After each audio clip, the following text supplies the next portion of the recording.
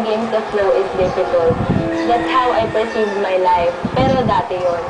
I had that negative idea about my life before. Kasi yung nakikita ko lang dati, ang buhay puno ng struggles, puno ng discouragement, puno ng pressure.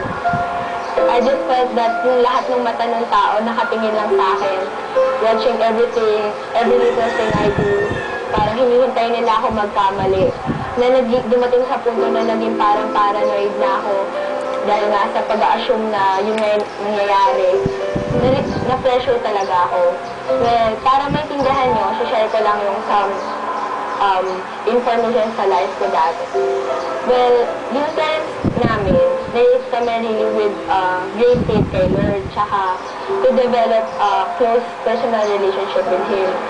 Yung values are really given much importance in our family.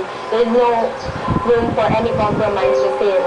So, obedience dun sa God's command must be always practiced. So, nag-stay lang ako sa pagiging ako. I do all that I can to obey Him. But then, after some time, I realized na ang hirap pala din ang buhay na gano'n. Ang hirap din panindigan. Kasi dumating sa punto na ginudge na ako ng tao dahil doon.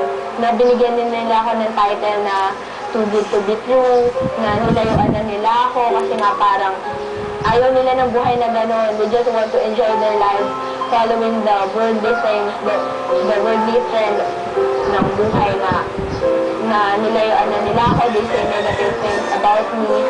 So I really felt hopeless and betrayed that time na dumating sa time na I even asked Lord na bakit Lord, mali ba yung ginagawa ko?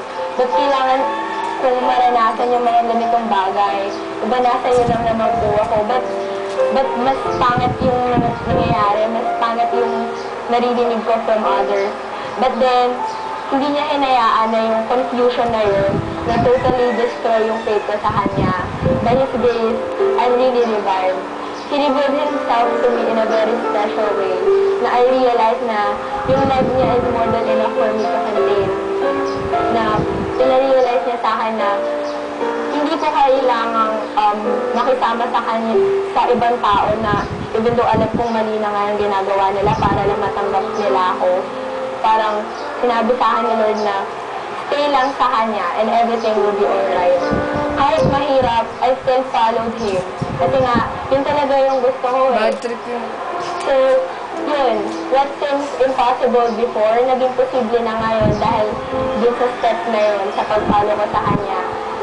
Ngayon, meron na akong Bible study group dito sa school na meron na 20 regular attendees ngayon sa school.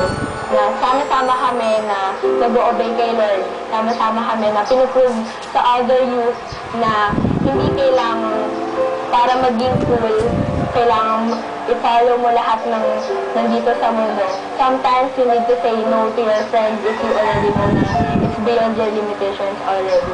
So yun, I just wanna share everyone na mahirap mang mamuhay against the flow at present time.